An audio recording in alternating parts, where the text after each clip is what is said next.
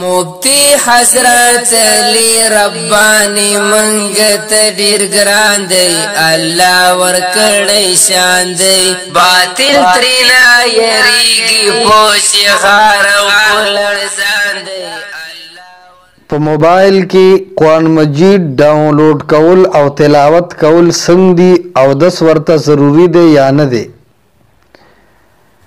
بهتر ادا ده چې په مصحف کې یعنی قرآن مجید کې تلاوت وکړي شي. تی سره ډېرې فائدې دي. البته د ضرورت او د سهولت د وجې نه قرآن په موبایل کې ډاونلوډ کول دا جایز دي. تلاوت پکې هم کول ټیک دي.